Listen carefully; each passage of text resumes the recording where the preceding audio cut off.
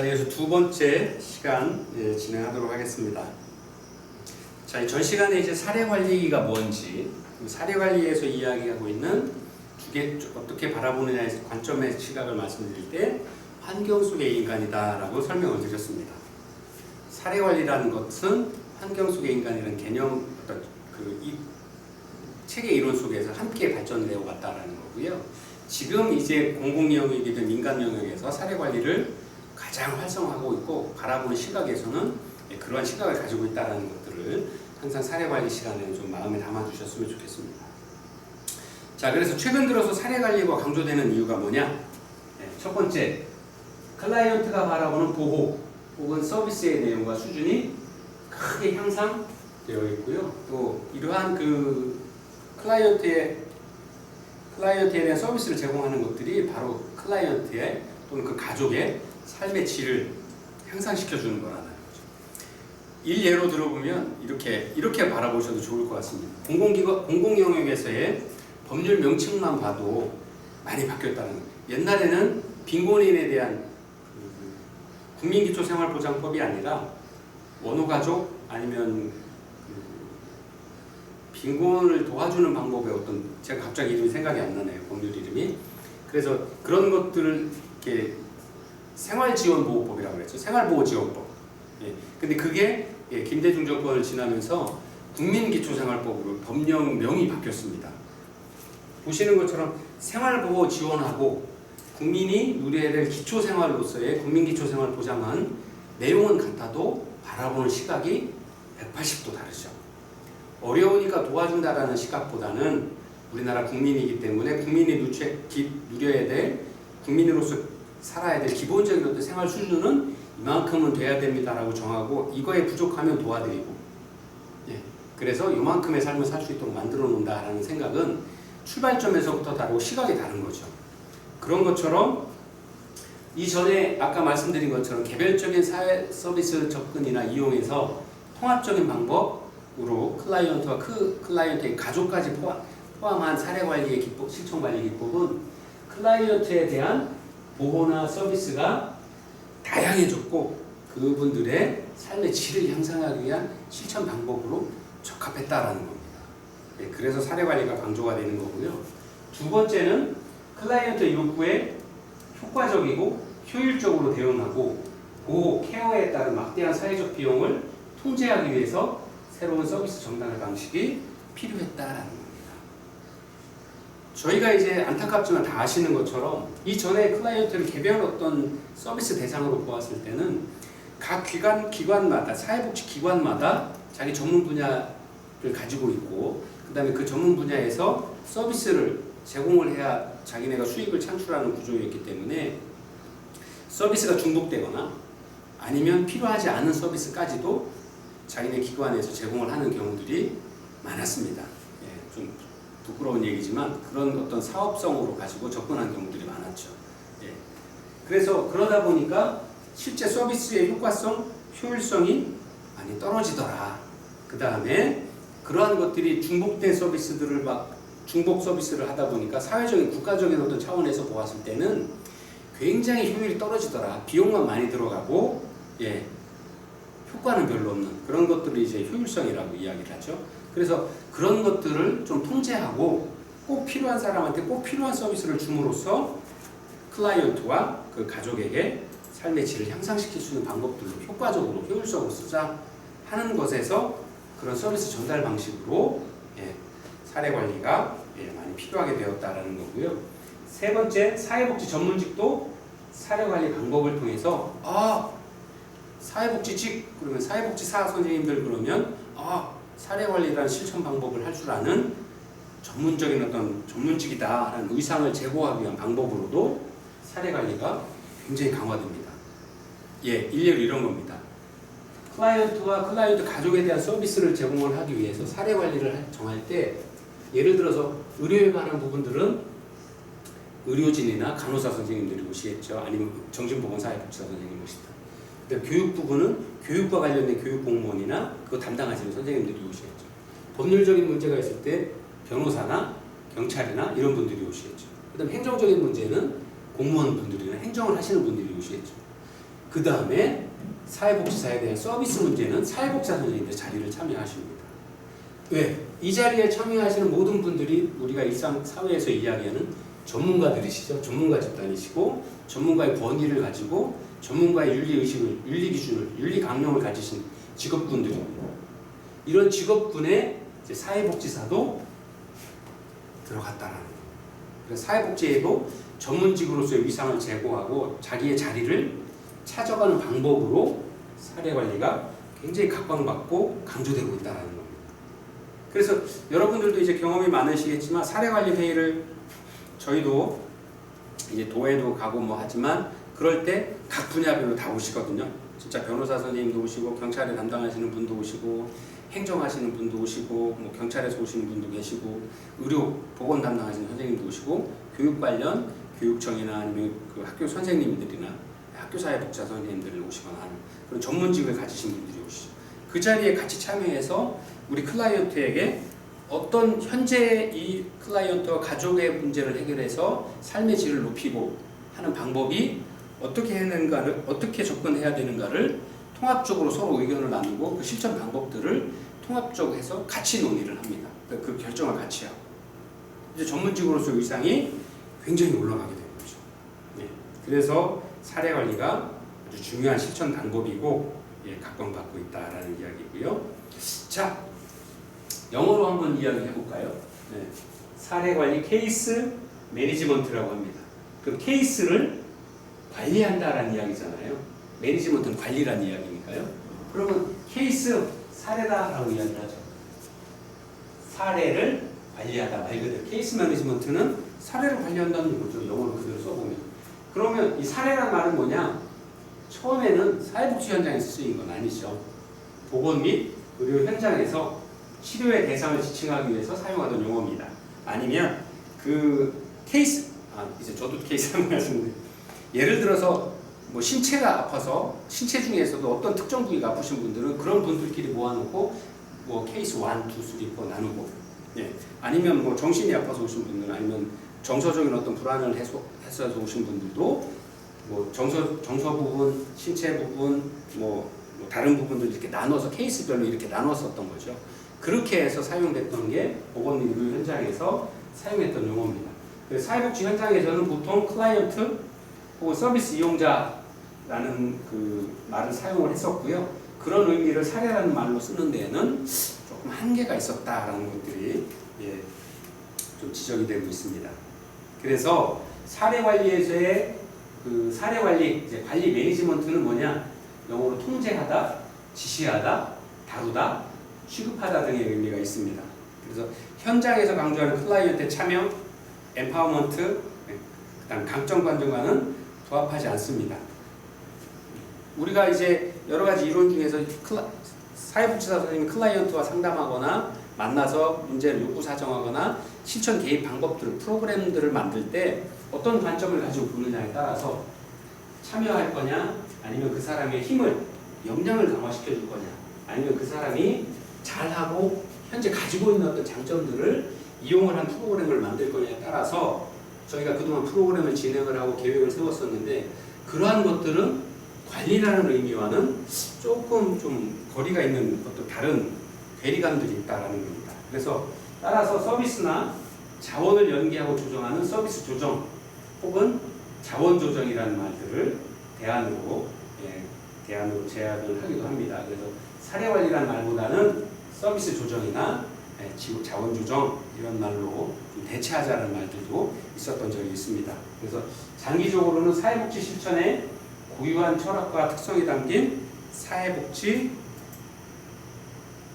사례관리라는 말들이 많이 사용이 되고 있습니다. 그래서 우리나라의 경우에 1990년대부터 사회복지사, 간호사, 심리학자 및 다른 전문가 단체 기관에 의해서 집단에 의해서 다양하게 정의되고 있습니다. 사례관리라는 말이 케이스 매니지먼트라는 이야기를 했었고요, 케어 매니지먼트라는 이야기를 했었고요, 또 매니지드 케어라는 얘기를 했었고, 또 케어 코디네이션이라는 말도 했었고요, 또 케어 케이스 코디네이션, 컨티뉴잉 케어, 코디네이션 컨티뉴티, 그 다음에 서비스 코디네이션이라고 됐어요. 그래서 이렇게 다양한 명칭으로 케이스 매니지먼트라는 이야기들을 많이 이야기를 해왔었습니다. 그래서 그러한 그 명칭들도 지금은 이제 다 사례관리라는 명칭으로 통합해서 이제 그 사회복지 현장에서는 누구나 사회복지사 선생님들 실천연생 사례관리 회의 하겠습니다. 그러면 무슨 회의 하시는지 아시고 자기가 다루고 있는 자기의 클라이언트들의 특성들 아니면 우리 사례관리 팀에서 공통으로 어떤 케이스들을 사례관리 하겠다라고 중점관리하는 부분들에 대해서 자기의 해당 업무 분야에 대해서 기록하고 관리하고 실천했던 사항들을 그다음에 가지고 회의에 참석을 하는 거죠.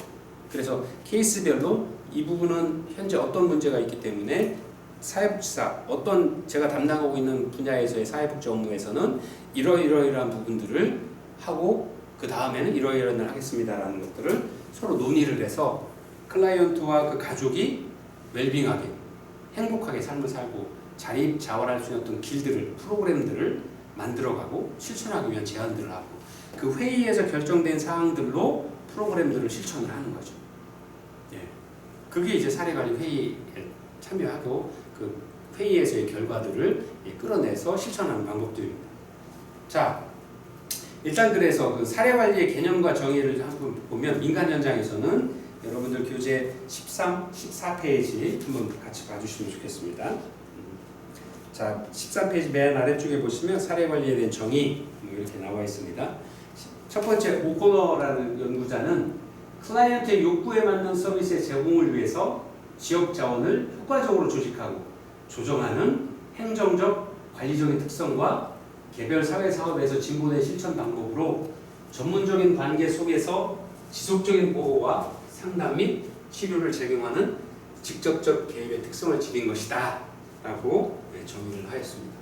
또 목슬리, 베이커와 이텔지어터, 커머, 미국 사회복지사협회 건 한번 볼까요? 그 다음에 미국 사례관리사협회, 영국 사례관리협회, 한국 사례관리협회 많은 단체에서 사례관리에 대한 것들을 정의를 했는데요. 한번 우리 사례관리학회, 한국 사례관리학회에 대해서 정의한 것들을 한번 읽어볼까요? 자, 페이지 14페이지 맨 아래쪽 표 맨 아래쪽에 보시면요. 한국 사례관리협회 학회에서 사례관리에 대한 정의를 내린 걸 보면 만성적이고 복합적인 욕구가 있는 클라이언트와 가족의 사회적 기능 회복을 위해 운영 체계를 확립하고 이를 기반으로 체계적인 사정과 지역사회의 다양한 자원을 활용해서 지속적이고 효과적인 사회복지 서비스를 제공하려는 통합적인 실천 방법이다 라고 이야기를 하고 있습니다. 아까 제가 전 시간에 잠깐 같이 공부하면서 설명을 드렸던 거에 압축되고 요약된 아주 잘 설명된 이야기라고 할 수 있죠. 자, 그렇게 해서 이제 사회복지에 대한 정의에 대해서 한번 공부를 하시면 할 수 있었던 것 같고요. 자, 그럼 이 교재에서는 사회복지 현장 중심의 민간 사례관리에 대한 정의를 이렇게 내리고 있습니다. 여러분들 교재 14페이지 아래쪽 표를 하나 보시면 사례관리란 복합적이고 만성적인 욕구가 있는 클라이언트 및 그 가족을 대상으로 그들의 사회적 기능 강화 및 삶의 질 향상을 위해서 협력적인 운영 체계를 기반으로 체계적인 욕구 사정과 함께 지역사회 자원을 연결하여 지속적이고 효과적으로 사회복지 서비스를 제공하는 통합적인 실천 방법이다라는 겁니다. 현장에서의 실천 방법이라는 겁니다. 이론이 아닌 실천하는 방법이다라는 겁니다. 그게 이제 중요한 거죠. 자, 그래서 사례관리의 대상은 복합적이고 만성적인 욕구가 있는 딱 나와 있죠. 클라이언트 및 그 가족이다. 사례관리에서의 대상은 누구냐? 복합적이고 만성적인 욕구가 있는 클라이언트와 그 가족, 클라이언트뿐만 아니라 가족까지도 해야 된다. 대상에 포함되어 있다는 거. 이게 아주 중요한데요. 아까 말씀드린 것처럼 제가 질병에 걸렸어요. 근데 제 문제로 끝나는 게 아니잖아요. 그리고 우리의 서비스 실천 대상인 클라이언트가 혼자 사시는 분이면 뭐 그런 문제가 없지만 혼자 사시는 분일지언정 그분의 가족들, 부모님 아니면 형제자매들이 다 가족이잖아요. 그 가족들이 이 클라이언트 한 분 때문에 겪는 어려움들을 그 가족과 클라이언트의 문제만으로 남겨놓기에는 사회적으로 봤을 때 굉장히 큰 어려움이 생길 수 있다는 거죠. 그래서 클라이언트뿐만 아니라 그 가족, 클라이언트를 둘러싸고 있는 환경 속의 인간, 이 클라이언트를 둘러싸고 있는 주변 환경 체계에 포함되어 있는 가족들까지도 대상으로 포함을 시켜서 서비스를 실천하는 방법들을 제공을 하는 게 바로 사례관리다라는 이야기입니다. 그래서 이런 대상들을 가지고 목적이 뭐냐? 사회적인 기능 강화 및 삶의 질 향상이다라는 얘기입니다. 즉 웰빙하게 살 수 있도록 클라이언트의 그 가족들도 건강하고 행복하게 살 수 있도록 도와야 된다라는 겁니다. 그렇게 살아갈 수 있도록 해줘야 된다는 겁니다. 그 다음에 실천의 기반을 어디다 둘 거냐? 어떤 기반으로 할 거냐? 협력적인 기관 내부 및 지역사회 단위 운영 체계들. 이거는 협력적인 기관이라는 건 사회복지에 관련된 기관, 또 그 기관들 뿐만 아니라 클라이언트와 클라이언트 가족을 둘러싼 환경, 지역사회 환경에서 연관을 맺고 있는 뭐 학교라든지 종교시설이라든지 아니면 경찰이라든지 행정기관이라든지 이런 모든 기관들, 협력을 받아낼 수 있는 기관들을 다 함께, 그래서 그런 지역 단위의 운영 체계들이 함께 움직여줘야 된다라는 거죠. 그 다음에 마지막으로 실천의 강조점은 나와 있죠. 체계적인 욕구 사정을 하고, 그 다음에 지역사회에 가지고 있는 자원들, 역량들을 연결한다라는 겁니다. 실천을 어떻게 하느냐? 과학적이고 체계적인 욕구 사정. 개인이 가지고 있는 질병의 문제, 저 질병이 있어서 아무것도 못해요 할 때 질병만 바라보는 게 아니라 질병으로 인해서 생긴 직업을 못 가지는 부분, 또 직업을 갖지 못했기 때문에 가난해질 수밖에 없고 빈곤에 빠질 수밖에 없는, 빈곤의 악순환이 될 수밖에 없는 이런 문제들, 그 다음에 그 가족들이 겪을 수밖에 없는, 가장이 이렇기 때문에 아내와 그 가족들이 겪고 있는 많은 어려움들, 이런 어려움들까지도 과학적이고 체계적으로 욕구 사정을 해서 그 대상들, 클라이언트와 클라이언트의 가족들이 갖고 있는 욕구들을 어떻게 해결해 줄 수 있는지, 그 다음에 그 해결해 주기 위한 지역사회 자원이나 서비스들은 뭐가 있는지, 그런 것들을 찾아서 연결하고 서비스를 이용할 수 있도록 도와주기 위한 실천 방법들, 그런 기반들을 가지고 있어야 된다는 거죠. 그래서 실천의 원칙은 뭐냐? 그럼 거기까지해서 거기서 끝나는 게 아니라 여기 아까 말씀드린 것처럼 지역사회 자원을 연결해서 지속적이고, 요즘 우리나라의 가장 큰 경제 성장에 있어서 지속 가능한 발전, 지속 가능한 서비스라는 말들이 요즘 사회의 가장 큰 화두죠. 단기간에 끝나는 게 아니라 계속적이고 또 효과적으로 그 서비스가 효과적으로 반응될 수 있도록, 그 다음에 통합적인 실천 방법. 아까 말씀드렸죠. 사례관리는 여러 가지 관련 기관들이 한 번에 제공을 함으로써 클라이언트와 그 가족이 가지고 있는 복합적이고 다양한 다원적인 어떤 욕구들을 동시에 만족시켜 줄 수 있는 노력들을 하는 것. 그래서 사례관리의 대상은 누구, 목적은 뭐고, 그 기반은 어디에 뒀고, 실천의 강조점은 뭐고, 실천의 원칙으로 지속성, 효과성, 통합성을 강조를 하고 있다는 겁니다. 자, 여러분들 이제 효과성, 효율성 뭐 이렇게 이야기를 하죠. 통합이라는 거는 말씀을 아실 것 같고요. 그죠? 통합은 무슨 말인지 쉽게 이해하실 수 있죠. 자, 효과 뭐죠? 에펙트라고 그러죠. 효율, efficiency입니다. efficiency. 효과, 목적을 원래 목적을 프로그램이 하고자 했던 그 원래 목적을 얼마나 달성했느냐. 예를 들어서 우리 클라이언트에게 프로그램을 제공을 할 때 알코올 중독자이면 알코올 중독자의 프로그램 효과성은 술을 안 드시게 하고 술을 좀 멀리하게 하는 거겠죠.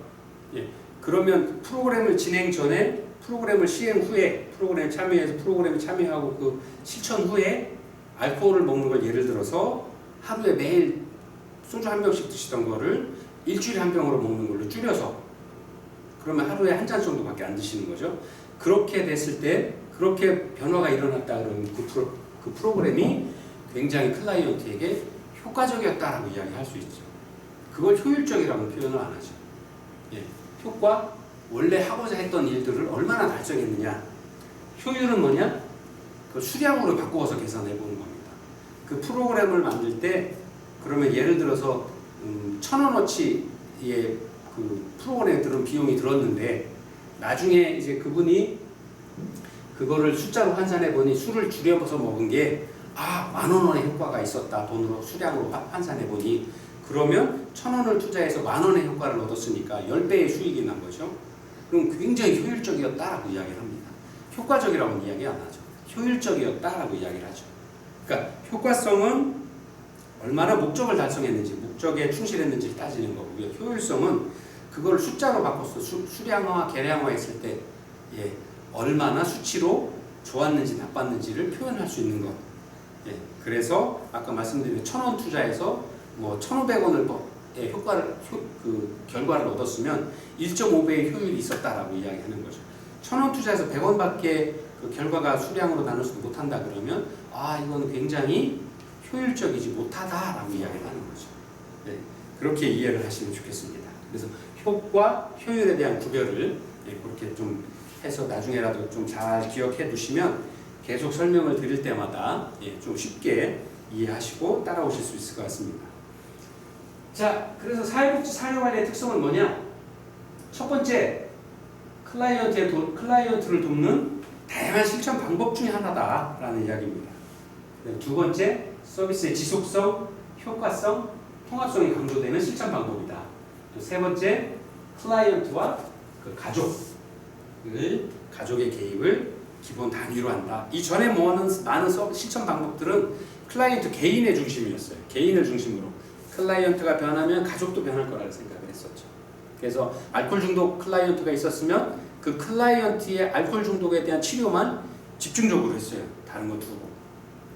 근데 지금은 예를 들어서 사례 관리다 그러면 클라이언트와 그 가족이 포함이 되어서 클라이언트는 클라이언트대로 알코올 중독을 해소하기 위한 어떤 치료 실천 방법들, 지역사회 자원이나 서비스들을 이용을 할 수 있게 해드리고 그 가족들, 아이들도 어려웠을 거고 가족도 어려웠을 거니까 가족들은 어떻게 하면 지금보다 더 나을 수 있는지를 지역사회 가능한 연계들, 아이들은 공부 못했을 거니까 또 학원비를 많이 안 줬을 거니까 그런 학원을 가기 위한 지역사회 공부방이나 아니면 멘토멘티를 이용을 해서 대학생 아이들한테 지도를 받게 한다거나 그다음에 방과후 학교에 다른 어떤 프로그램들을 이용할 수 있게 해준다거나 또 어머니는 아버지를 그 알코올 중독자를 케어하고 힘들었었는데 다른 일을 못했었는데 어머니가 하고자 하는 일들이나 아니면 그 가족들이 원하는 일들을 하실 수 있도록 지역사회 자원 서비스들 연계해서 활용하고 서비스를 이용할 수 있도록 그렇게 만들어준 거죠. 그래서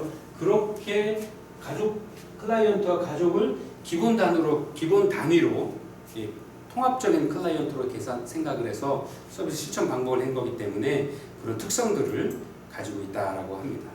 자, 두 번째 이제 그 공공 영역에서의 사례 관리인데요. 요즘에 이제 민간 영역에서 사례 관리를 한 실천적인 어떤 방법들을 보고 공공에서도 많이 이제 따라오고 확대가 되고 있습니다. 그래서 공공이 주도하는 통합 사례 관리와 공동 사례가 그 대표적인 경우인데요. 통합 사례 관리의 실천 방법은 비슷합니다. 통합 사례 관리와 공동 사례 관리를 구별하는 건 통합 사례 관리는 클라이언트와 그 대상이 민간 그 사례 관리와 비슷한 개념으로 보시면 되고요. 공동 사례 관리라는 건 뭐냐? 기관과 기관이 연결해서 함께 한 가지의 목적을 가지고 기관과 기관이 함께 사례 관리를 하는 것. 이렇게 이해를 하시면 되겠습니다. 그래서 그 두 가지로 통합 사례 관리와 공동 사례 관리가 그 대표적인 경우로 이야기가 되고 있습니다. 그래서 특징을 좀 비교하자면 민간 사례 관리가 주로 관련된 복지기관들 간에 서로 협력하고 네트워크를 통해서 서비스를 연계하고 조정했다라고 하면 공공 영역의 통합 사례 관리와 공동 사례 관리는 공공, 시, 군, 구, 읍면,동 뭐 이런 공공시설이죠. 그런 공공기관들이 민간과의 긴밀한 협력 체계를 바탕으로 해서 서비스를 제공했다. 그래서 민간과 공공이 함께 서비스들을 제공하는 것들로 그 특징을 비교해 볼 수 있다라고 합니다. 자, 공공에서의 영역 사례 관리 정의는 잠깐 쉬었다가 마지막 세 번째 시간에 이어서 공부하도록 하겠습니다.